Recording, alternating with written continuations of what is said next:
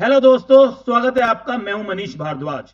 दोस्तों, lady Irwin senior secondary school का ये यूनिट टेस्ट, पीरियोडिक टेस्ट हम आज सॉल्व करेंगे। तो दोस्तों, वीडियो की शुरुआत करते हैं। ये देखिए, ये जो पेपर है ये इकोनॉमिक्स लिखा है यहां पे। इकोनॉमिक्स का पेपर है, यूनिट टेस्ट है, ये 2024 का है, 11th क्लास का ये है। और ये 20 मार्क्स का पेपर है। लेडी इरविन, इरविन लेडी भी लिख देते हैं, lady Irwin senior secondary school, जो कनॉट प्लेस में सीपी में है, उस स्कूल का पेपर है ये।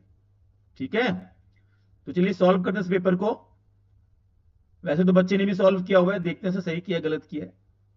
पहला क्वेश्चन कह रहा है, choice is a result of dash, excess और स्केर्सिटी ऑफ रिसोर्सेज। तो हाँ, बच्चे ने सही किया, स्केर्सिटी। चॉइस जो है वो स्केर्सिटी की वजह से ही करनी पड़ती है हमें, स्केर्सिटी की वजह से चॉइस करनी पड़ती है। तो आंसर इसका सही है, 1 मार्क मिल जाएंगे बच्चे को। डिफाइन इकोनॉमी, इकोनॉमी क्या होती है? तो ये हम डिफाइन करते हैं, it is a system, it is a system which provide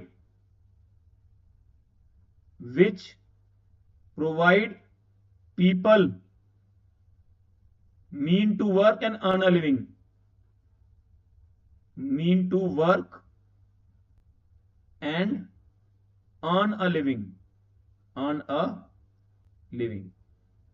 ये इसकी डेफिनेशन, ये लिविंग लिखा है बेटा। ठीक है, तो इकोनॉमी वो सिस्टम है जिससे लोगों को रोजगार मिलता है, जिससे लोगों को मीन टू वर्क, काम करने का साधन मिलता है और वो अपनी जिंदगी चलाते हैं, अर्निंग करते हैं, उसे इकोनॉमी बोलते हैं। ठीक है, इकोनॉमी के अंदर सब कुछ आता है, जहां से भी इंसान पैसे कमाता है वो सब इकोनॉमी का पार्ट है। चलिए, अब क्वेश्चन नंबर 3 कह रहा है, PPF can be convex to the point of origin due to. PPF जो है वो कॉन्वेक्स होता है, हालांकि वो कॉनकेव होता है, लेकिन यहां पे कॉन्वेक्स पूछा गया है। तो पहले बताते हैं कॉन्वेक्स होता कैसे। ऐसे करते हैं, ऐसे करते हैं, 0 x y करते हैं, और ये इस तरह का पीपीसी कॉन्वेक्स होता है। ये सही से बना नहीं, ये कॉन्वेक्स हो गया। ठीक है, अंदर की तरफ मुड़ा हुआ है, अंदर की तरफ। तो कॉन्वेक्स तब होता है, बच्चे ने सही लिखा है, डिक्रीजिंग एमआरटी, यानी कि जब एमओसी या फिर एमआरटी जब डिक्रीजिंग होती है तब वो कॉन्वेक्स शेप का होता है। ओके, चलिए क्वेश्चन नंबर 4 करते हैं। क्वेश्चन 4 कह रहा है, Atif is working at a salary of 35,000 per month. ये उसकी सैलरी आतिफ की, 35,000 पर मंथ उसकी सैलरी है। उसको 2 जॉब ऑफर और रिसीव हुए हैं, एक 30,000 पर मंथ का और एक 25,000 पर मंथ का। ठीक है, जाहिर सी बात है वो 35,000 पे ही रहेगा। तो उसने किसको सेक्रीफाइस किया है? देखो, 25 तो हटाई दो, 25 को तो वो तो कंसीडर ही नहीं करेगा। 30,000 को उसने सेक्रीफाइस किया है, 35,000 की जॉब के लिए 30,000 को उसने सेक्रीफाइस किया है। तो 30,000 हो जाएगी आपकी अपॉर्चुनिटी कॉस्ट। ये अपॉर्चुनिटी कॉस्ट पूछा है इसके अंदर, what will be the opportunity cost. Opportunity cost होती है सेक्रीफाइस जो हम कर देते हैं, सेक्रीफाइस जो हम करते हैं वो होती है सेक्रीफाइस। यहां पे हम 30,000 कर रहे हैं। ठीक है, इसकी डेफिनेशन लिख लें ओसी की। ओसी मतलब opportunity cost refers to the cost of second best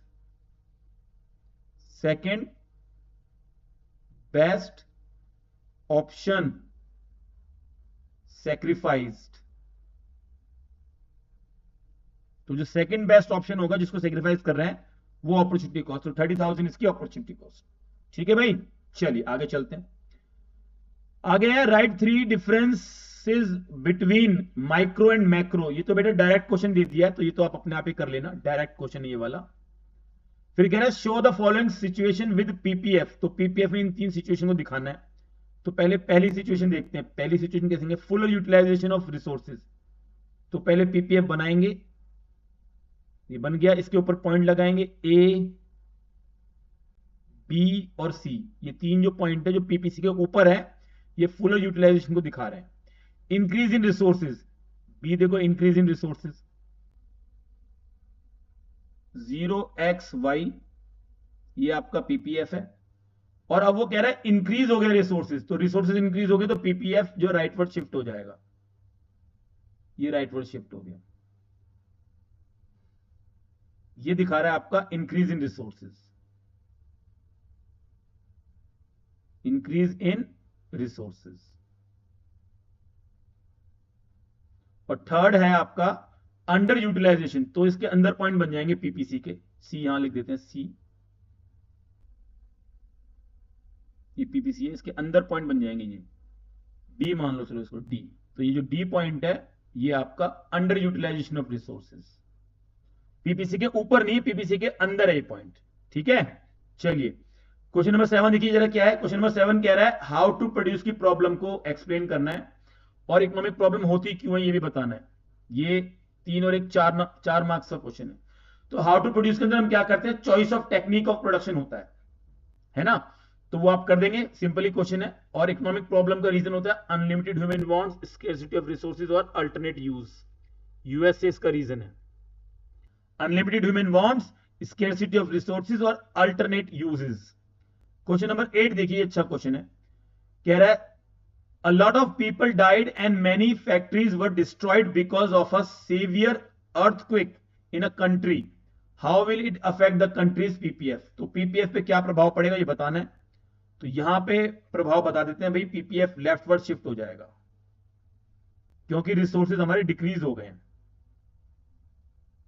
PPF पहले ये था, अब PPF अंदर की तरफ शिफ्ट हो जाएगा,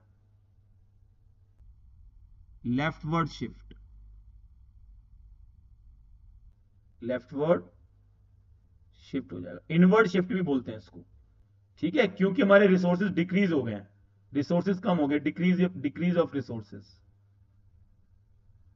डिक्रीज इन रिसोर्सेज लिख देते हैं, डिक्रीज इन रिसोर्सेज, ठीक है, ओके। अब देखिए बी क्वेश्चन कह रहा है क्लासिफाई, आपको बताना है कि पॉजिटिव है या नॉर्मेटिव है, पॉजिटिव और नॉर्मेटिव निकालना है। तो सिंपल सी बात है, जिसमें शुड आ गया, देखो सेकंड क्वेश्चन में शुड आ गया ना, subsidy should be offered very carefully, ये नॉर्मेटिव है, बच्चे ने बिल्कुल सही लिखा है। और ए वाला देखो फर्स्ट में क्या है, consumer price index presents a more realistic picture of inflation rate than the wholesale price index, ये पॉजिटिव है क्योंकि इसके अंदर एक स्टेटमेंट की बात की गई है, ओपिनियन की बात नहीं की गई है, शुड की बात नहीं की गई है। जहां शुड आ जाता है वो अपने आप ही नॉर्मेटिव बन जाता है, और ये तो एक नॉर्मल फैक्ट है, और अगर फैक्ट है तो ये पॉजिटिव इकोनॉमिक्स है, ठीक है जी। चलिए मेरे प्यारे बच्चों, ये हमने लेडी इरविन स्कूल का एक पेपर सॉल्व कर लिया है। अगर आपको ये वीडियो पसंद आई है, ये पेपर आपको अच्छा लगा है, तो इसको शेयर कर दीजिए, वीडियो को लाइक कर दीजिए, और चैनल पे नए हैं तो सब्सक्राइब कर लीजिए। थैंक यू सो मच, नमस्ते।